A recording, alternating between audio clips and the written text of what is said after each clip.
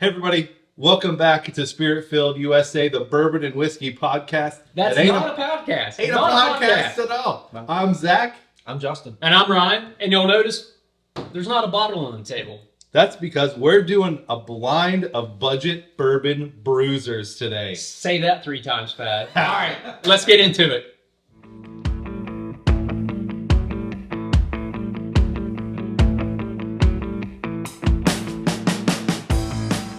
Hey everybody, welcome back to the Bourbon Basement in Morgantown for our 5th episode of Spirit Filled USA. Numero cinco. Numero cinco.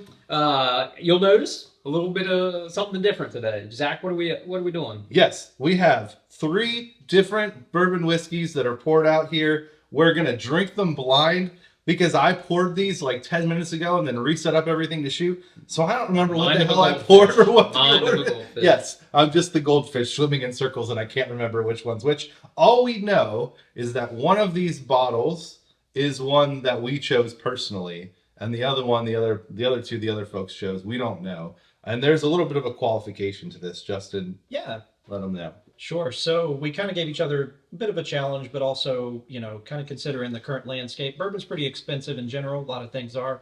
So we decided to give the budget realm a try.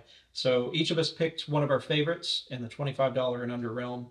And we don't know which one's which. We may end up picking each other's. So these are ones that you can drink, not worry about whether or not you're going to get them again or how much you're, how much it's going to set you back to replace your bottle. These are just solid ones that you can drink neat, which, there's not that many you can drink neat under $25 anymore. Yeah. So. All right. So this is the first time that we've done a blind, especially a battle of the budget bourbons here. And so I'm going to explain to you what we're going to do and how this is going to work, okay? As I said earlier, we've got 3 things poured, and we've got the tiny little mini Glens for this. I don't know if I'm going to be able to smell anything. I don't think I can get my nose in those, but we're going to try the best we can. And we've got them lined up. All our orders are the same. I don't remember what it was, but they're all the same. So we're going to go through and get our tasting notes and figure out which ones are our favorite in our brains. But the goal is that we're going to have to rank the top 3 and come to a consensus. This bottle's the best. This glass is the second best. This glass is the third best. So we got to get to a consensus through our democratic method here, and we'll see how it goes. So we're going to start. We're going to go right to left and see how this first glass treats us. Not bad. Not bad, he says. I really can't smell a lot in these. Which nose is It's a working? little harder to get Which your nose, nostril is working today? especially if you got the big schnoz, Oh, that side's working a little better. Okay, that's got a little something.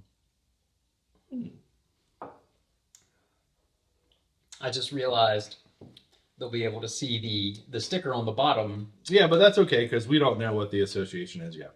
Yep. Okay. Why is that so vanilla-y? It's interesting. But there's a little grain note on it. Not too shabby. I think I get a lot on the nose. It's kind of light on the nose. It's a nice nose. It's delicate. There's a bit of rye spice that comes out in the palate for sure. Yeah. A lot of rye spice for me, but then again, I'm kind of rye sensitive. Sure. So I'm smelling. I'm not getting a ton. It's soft, I'm not like a wheat or anything, but the spice in the rye is pretty delicate. Like there's a little black pepper on the end. All right, so I can see that. What would you give this out of 5 before you start ranking everything else? I realize we're going to compare everything to the first rank, so consider your rank It's true. out of 5 very carefully.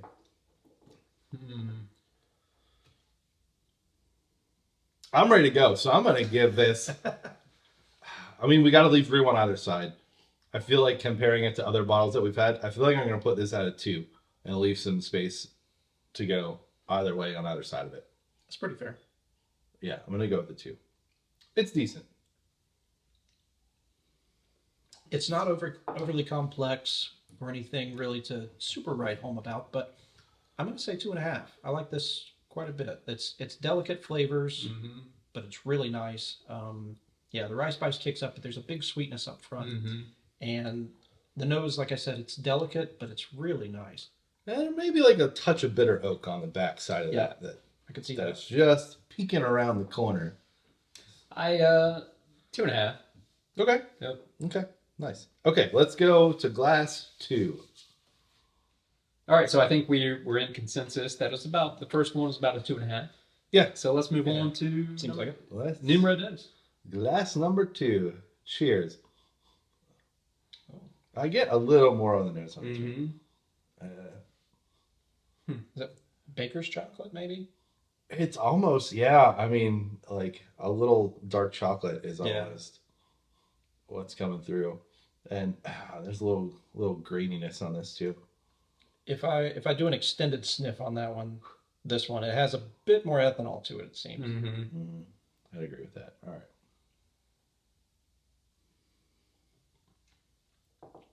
That's immediately sweeter. Mm. A lot more. What is that? It's almost like a vanilla frosting on the front. Mhm. Yeah. That was way sweeter than I was anticipating. It caught me off guard. It's almost a little nutty. That's exactly what I was like. I'm trying to think of some sort of nutty candy bar, but I can't. Yeah, like a baby Like a Ruth. baby- Yeah, like a baby Ruth. Yeah, there might be a touch of chocolate in there too. And now the proof is coming through on the finish. I'm getting some proof. But it's not like a rye spice burn. If it's a nuttiness, it's like a roasted nuttiness to Mhm. me. Yeah. Yeah, Absolutely. almost like almondy or something. It reminds me of a lot of George Dickel Okay. pours I can see that. Oh, interesting. with that sort of toasted nut sort of. Yeah. Is there a George Dickel bottle under $25? You would think. I don't know. Anyway, So all right. What do we want to give this one? I'm personally a little bit more engaged by this. Mm-hmm. So I gave the last one 2, so I'm gonna go to 2.5 just to keep it consistent. I think overall it's better. Nose, palate, finish. There's just more there. 3. Okay. I'll agree with Ryan. 3 for me. Same Okay. reasons. All right, so we're pushing that one. Okay, next one. Let's see where we're at with the third pour. That's really Ooh. different.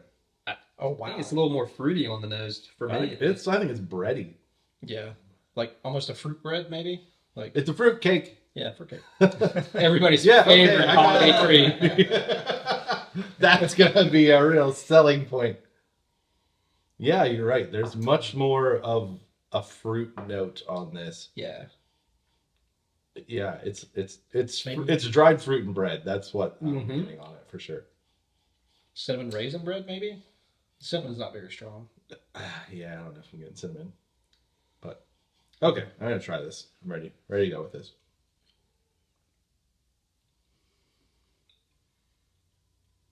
I don't know if it's just because you said it, but I'm getting a little raisin, Mm. dried fruit raisin. Yeah. That's also delicate, Mhm. like the first pour was, but it definitely has a little bit of the fruit coming through that was on the nose that's coming to the palate. Like not crazy, but just a touch. Maybe I like like this a one. little bit of Yeah. dried cherry or something. I think for me, it's almost like whatever fruit bread we're envisioning, but then you go, We get stuck on the fruit bread Yeah. so hard. but then you go, Is fruit bread's a thing? Fruit bread? Fruit bread. Fruit, can't even say It is fruit bread. now. it is now. It is now. But I'm picturing like a fruit bread with like New Orleans beignet amounts of powdered sugar on top. Yeah, okay. Like, a lot of powdered sugar. Yeah, there's almost a little confectionery piece of that, and like I'm enjoying this one. Yeah.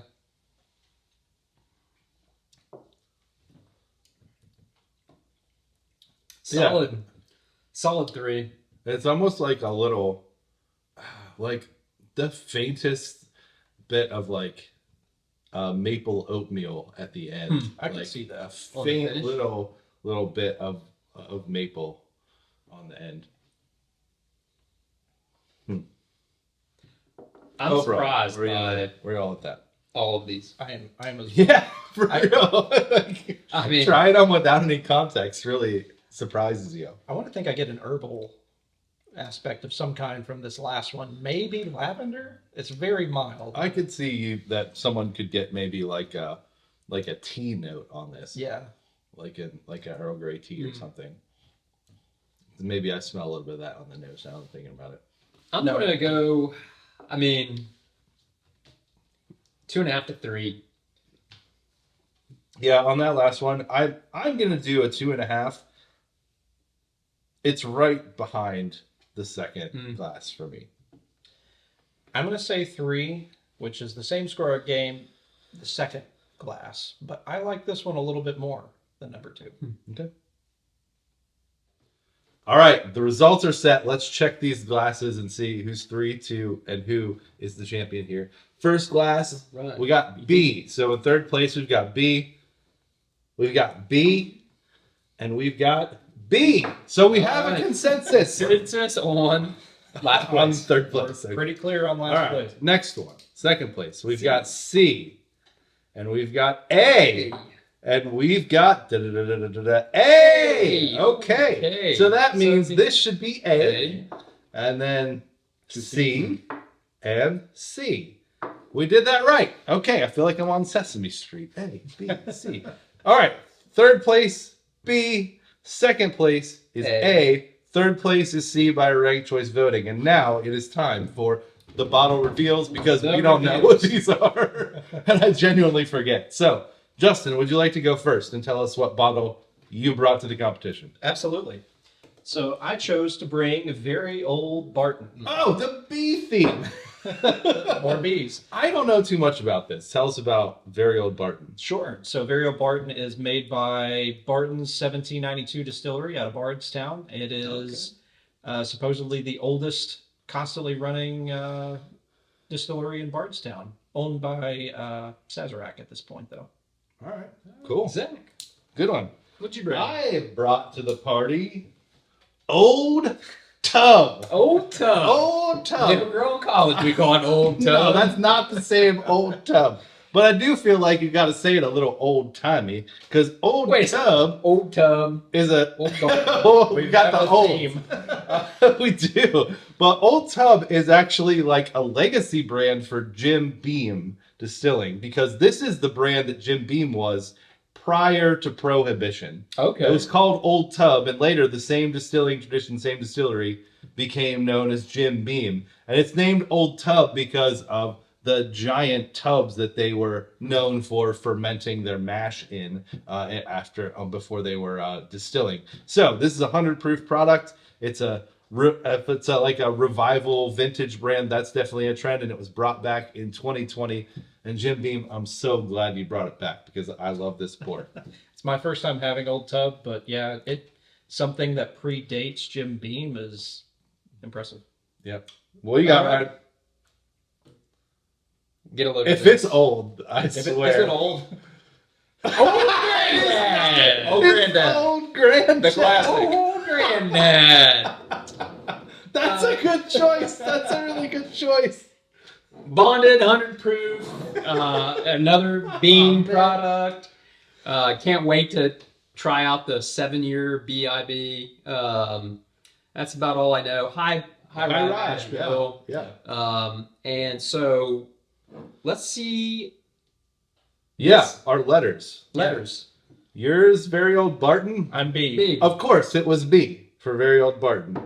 So What's B. old Granddad? Old Granddad is A. Oh, so that took second place, place. which means the Old Tub comes out in first and is our Wow. budget bourbon bruiser. And it's for probably the this round. cheapest. It is. So It is. I got this bottle. It was a little podunk shop in Maryland.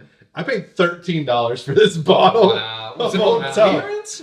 No, I must have been, or they mismarked it. Usually it's about $20, which isn't crazy either. But like, really good, really enjoyable pour. $13. You can't I beat that mean, with a there wasn't one that I didn't not enjoy. Yeah, Yeah, yeah. 100%. They're all good. They're all solid. And so the moral of the story is, let's pay $100 or more for a quality, tasty bottle of bourbon. Yeah, I mean, it's nice to have the higher end pours every now and then, but I feel like we're so like pre-inclined, or like all the marketing out there wants us to buy 60, 70, $90 of bourbon constantly. And we just don't need to do that because there's so many enjoyable options. Because we got Old Yeah, Tub Old for Tub. $13 And Old that I Granddad. guarantee you'll enjoy. And we can enjoy each and every one of these bottles as a neat pour, Yep. not just in a cocktail mixer. They're all good. I'd drink them all again. I think the trick Same. is just it needs old in the name. That must That- be what that- it is. yep. If you're coming out with a new brand, call it old, and it's going to be good, I guess. Well, friends, thanks for joining us here for our blind battle of budget bourbon bruisers here in the Bourbon Basement. Wow. Good job. Nailed it. Well, we appreciate you sticking around. If you have any ideas for other blinds that we could do in the future, shoot us a note. We'd be happy to do them. And until we gather here again, We'll be with you in spirit. cheers. Cheers.